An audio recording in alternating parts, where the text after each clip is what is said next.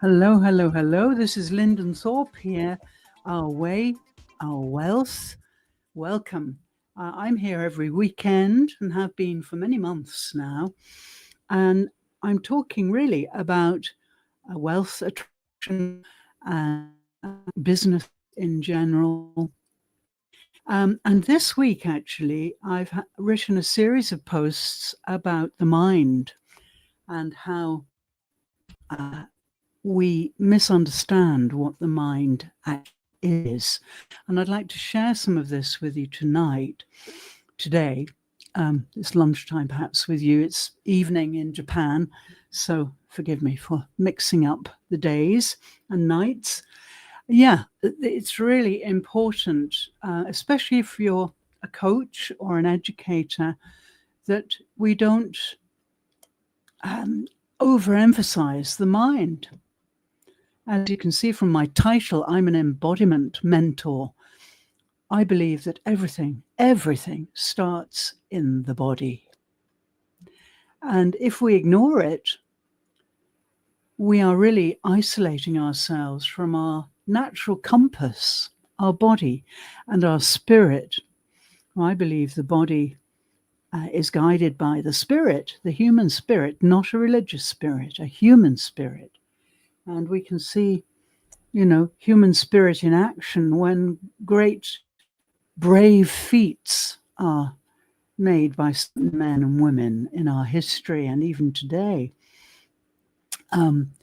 We have extraordinary spirit, and that fills us, fills our body.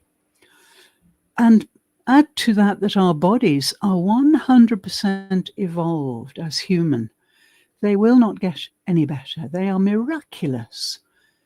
The structure, the whole system is really a masterpiece. And so what is the point in having this superb body filled with superb human spirit if we just ignore them both and put all our energy into the mind? Yes, it's not natural. And it's not good in my book. But let me talk a little bit more about this. I've written this week, and you can find all these on my profile. Let's talk about leadership first, because overwhelmingly, the majority of leaders stay in their heads. They think faster, they train harder, and they are controlled. They stay in control. Great, we think. But the reality is that's not where the leadership is. The body, the body senses before the mind speaks. The heart feels things that the mind cannot.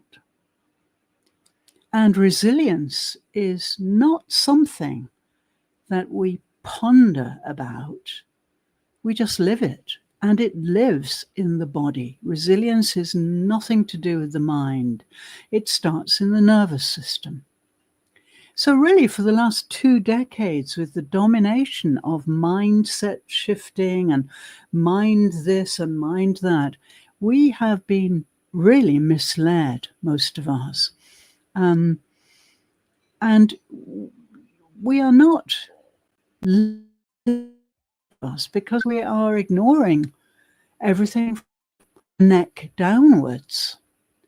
And we're outsourcing our health to strangers, medications, instead of taking responsibility for our health. We're doing the same with education. We do the same with money earning, because most of us have traditional 9-to-5 jobs. So we are not independent. We're not really living fully. And so I'm very keen to try and bring this to people's attention and to promulgate this idea that the body knows before anything else. It knows first. And I believe this is a new model of leadership for a new era. We are in the digital era. AI is becoming more and more important. And we have to move. We have to do something different. We have to move, in my reckoning, from mental control, which, if we're put under strain for long enough, will break down. And so we have burnout, we have imposter syndrome, we have all sorts of negative so-called syndromes. In Japan, where I live, we have last year, 2024, 21,000 people committed suicide because they had too much responsibility in companies. Here in Japan, people, they're called salarymen. They often work for 16 hours a day, 7 days a week. Yeah. And it's too much for any human being. They really forget what their families look like. They have 3 or 4 days holiday a year. It's incredible. It's not surprising that they take their lives. So, yeah, we need something new for a new era. The old paradigm, mind over body, well, it doesn't work. Strategy first, logic first, mind first. Success is pushing harder, knowing more, thinking faster. Yeah, the mind may be fast, but it's not wise, because wisdom lives below the neck.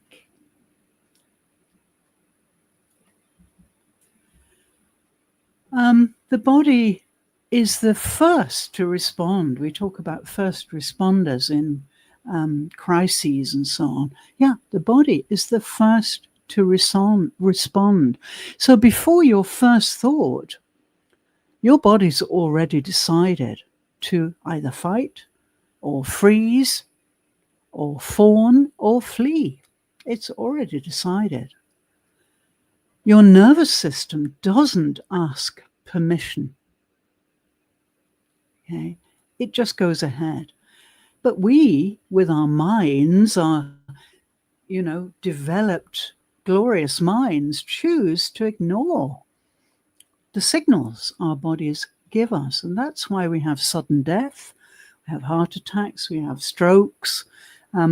People ignore the signs because they're too much in their head. And as I mentioned a moment ago, true resilience, people talk a lot about resilience. True resilience is all about repatterning these automatic responses. And stress is a good example. If you respond to things with stress, then eventually you're going to break down. Your nervous system will be damaged, maybe irreparably. But we can avoid all that if we listen to our bodies. And regulation isn't a mindset. It's a felt experience. We have feelings. We have nervous systems, several, which will take care of all our behavior. In fact, the nervous system automatically takes care of 95% of human behavior. Yeah. We add very little to the system in terms of our mind. It's happening. 95% of your behavior is based on your nervous system configuration. Now, I think that's quite a stunning fact. I'm a Buddhist. I've been a Buddhist most of my life, and we talk about Tantra, Tantric tradition. Tantra is a very rather high level aspect of Buddhism, which you have to train to reach. And in the Tantric traditions, we talk about the indestructible drops at the heart center. The indestructible lives at the heart center. The heart is enormously more powerful than the brain. It emits electromagnetic waves 60% stronger than the brain. And yet we choose to put all our focus on this tiny organ, comparatively, in the skull. Things like love, presence, and aligned action flow from the heart. And leading from the heart is not emotional. Many women are downgraded and criticized, heavily criticized, because they're too emotional. But leading from the heart isn't a negative thing. It's precise, it's intelligent, and it's embodied. And in fact, true happiness comes from the idea that if your heart leads, your mind will follow, and your body will carry everything together. We have the perfect system, but we've gone down this very crooked pathway of mindset now for nearly 2 decades. And it's time to get back to what really matters. And we can see there are lots of crises coming about because people are too much in their head. They don't rest enough, they can't sleep, they don't have good nutrition, and eventually they get really sick. And I don't want to stand back and let that continue to happen, frankly. And of course, it happens more on the internet, because if we're on screens all day, 8 hours, 10 hours a day, of course, we are dominated by the mind, the intellectual mind, and the visual field. So a lot of my work is bringing people away from the dominance and the noise of the visual field in perpetual presence into the quiet core of full body listening. I do a lot of that with my clients. So if we focus more on the quiet witness, beneath survival, beneath thought, is very still, beautiful awareness. It sees clearly without reacting. Most of us spend our lives just reacting. The phone rings, our bodies tense up, we just have to answer the phone. Somebody criticizes something we've done, we react. Somebody throws something at us, we react. We're reactive all the time. And this really gives terrible confusion of signals to the body and the nervous system. The body sees clearly without any reacting. And so leadership begins when we respond from the body. Conscious awareness is not something to develop. We think we have to develop our awareness. It's already there. It's completely installed. We've forgotten, and the mind forgets many things, whereas the body doesn't not forget one thing. The body remembers everything. And so your conscious awareness is already programmed into you, but you've hidden it by a plethora of mind activity and, emphasis on the glorious mind. The awareness is already there. It's your choice whether you want to return to it or not. So body, heart, mind, or body, spirit, mind, if you like. So listen to your body. Let your heart decide And then your mind can help you to execute your decision. And people are saying presence over performance, but in my book, they don't really understand what that means. Being now and here with your breath, with your body, that is what we need in the global community. We don't want people performing and garnering information from the huge stack of it on the internet and then regurgitating it, which many people are doing, so that they look bright and cute and so on. It's not about that. Humanity is not about that. And business, making money in life, is human. It's a human pursuit. So presence is so much more important than performance.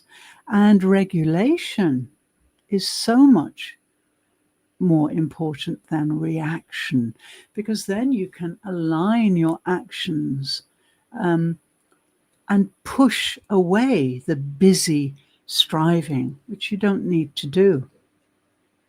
Yeah. The clearer the body, the deeper the heart, the quieter the mind. And I certainly follow that pattern. I'm quite a quiet person. I'm a joyful person, but my body is in charge, and my spirit. And the Buddhist teachings are not religious, so I've used those to steer me through life.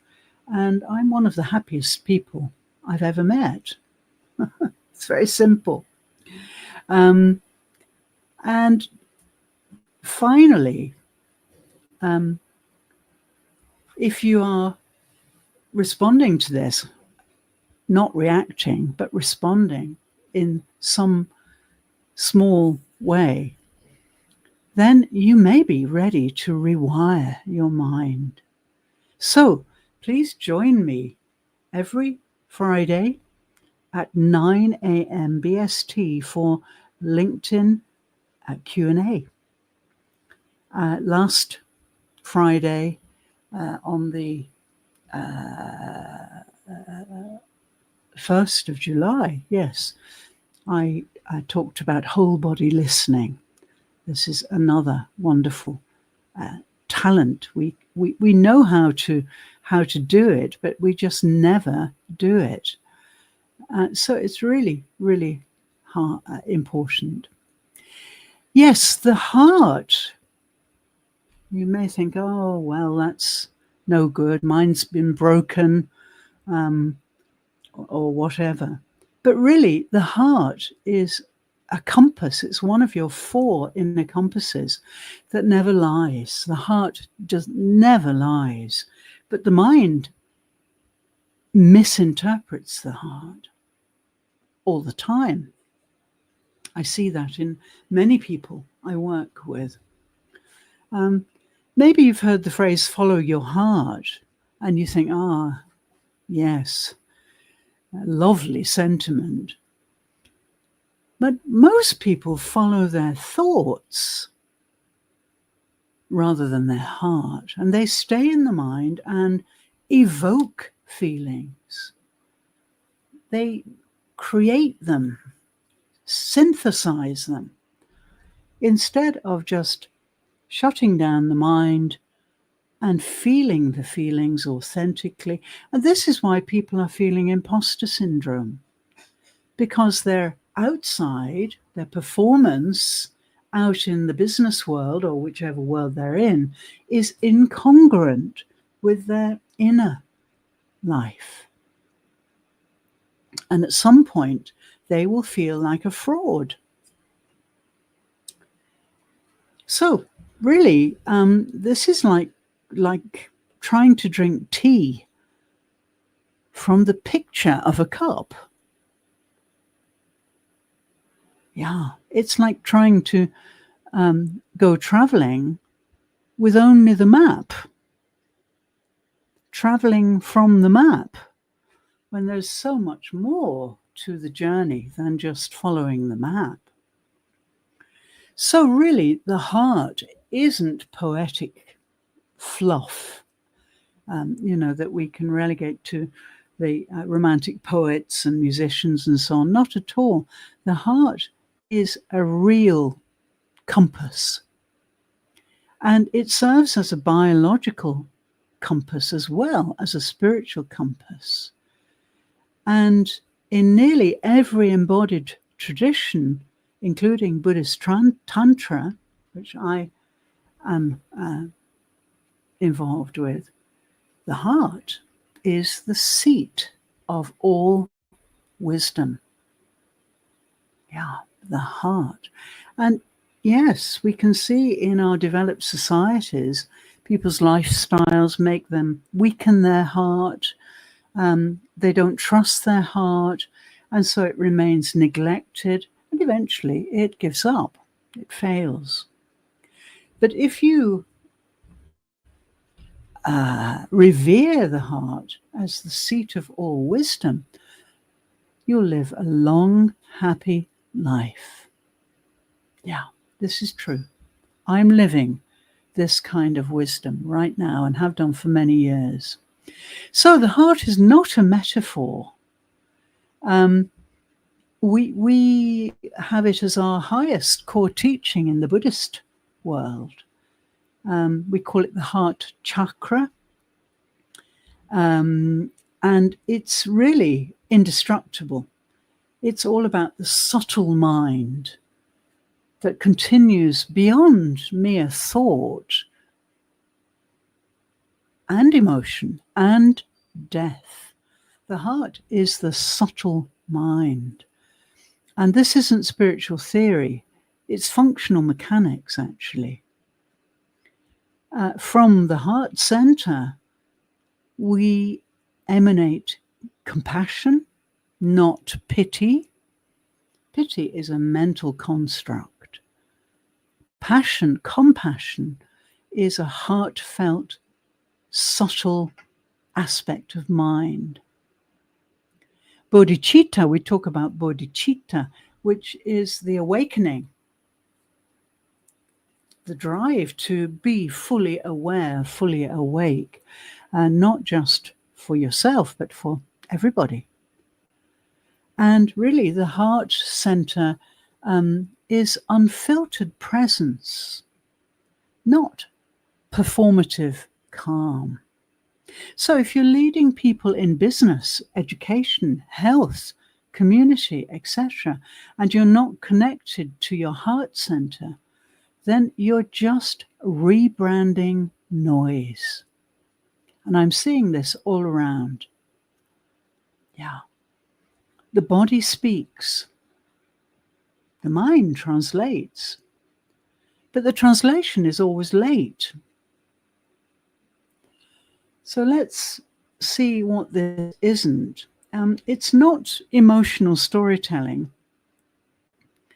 It's not mental gymnastics in heart-based language. It's not a call to feel more deeply. This is all about learning how to shut up internally long enough to make real contact with your heart, with your body. This is not a metaphor. It's a felt reality. And it's the place embodiment coaches must learn to lead from. We have many common misconceptions about the heart. The heart is just for emotions, some will say. No, wrong. The heart is for knowing. Yeah, we put all our energy into knowledge, but knowledge is nothing compared with wisdom. Knowledge is transient. Symbols, they are symbols, symbolic. The heart deals in reality. No symbols. People think the mind will get there faster. No, the mind will get you spinning around on the spot. Yeah, the mind will not get you there faster. And some people think that somatics, in other words, body practices, are about naming your feelings. No, That's the mind's misconception again. The body doesn't label, it speaks. There's no need for labels. So a lot of my work takes people into their inner core, below and beyond all the symbols, the words, the images. They are symbols, but not many people know what they symbolize. Well, I do, and I can tell you, and I can show you. So if your somatic, so-called somatic work stays in identification, I feel tightness, I feel fear, etc., you're still in the loop. The body doesn't narrate, it just delivers the truth. So leadership and our new breed of leadership must start below the neck. And the real signal is quiet. No performance, no strategies, and no insistence upon regulations or protocol. All of that doesn't matter. The real signal to leadership is quietness. And when you access it, clarity is no longer a process. It becomes your default. And many people will never get there. There's too much noise. There are too many tools. There's too much information. You don't need another framework. You already have a superb one that you were born with. All you need to do is learn how to contact it. And that's, of course, what mindful practice and meditation does. And that's what I advocate in all business aspects. So here's a little try to start. Put your hand on your heart. Yeah, put your hand on your heart. Good to put your left hand on your heart. Okay, just to the left of the center of your chest. Don't have any questions. Don't search, and just feel that your heart is beating away below your fingers, and that your heart has been there the whole time, all your years, every moment.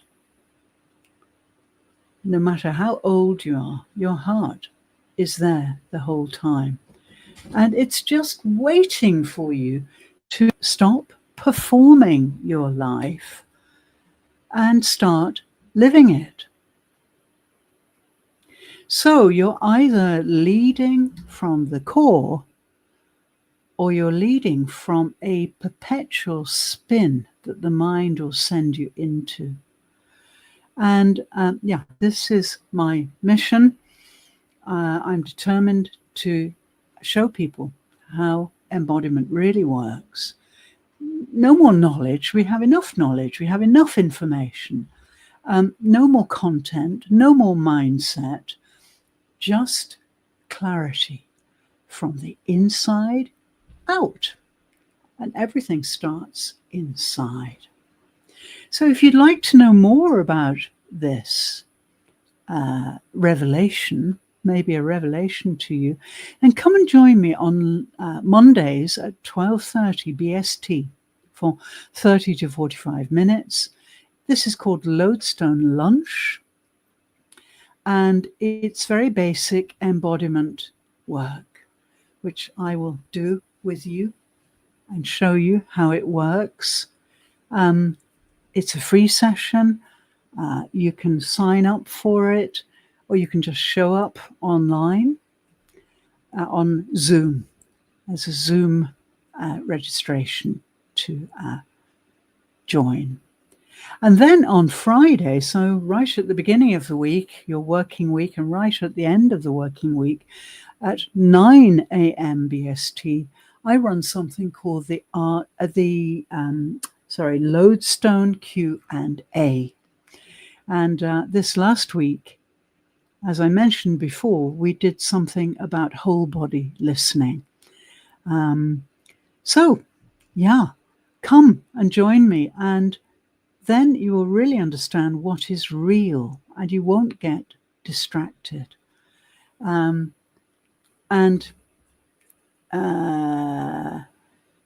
remember that your heart and your body in general is a compass, a series of compasses. So instead of trying to explain how that works, just follow it. So please join us in the community on either Monday or Friday, whatever you do for a living, it doesn't matter. I'm interested in helping you to live, regardless of your title, your status, your bank account.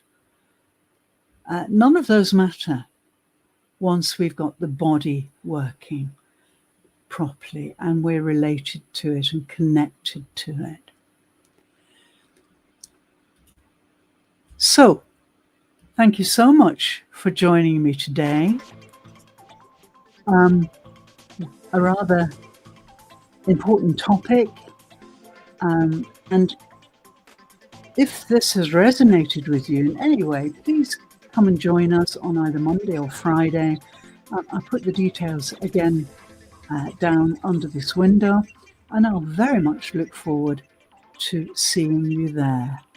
Thank you so much for joining me today. I'll be back tomorrow with Our Way, Our Wealth. And tomorrow, Rosemary O'Shaughnessy is joining us again.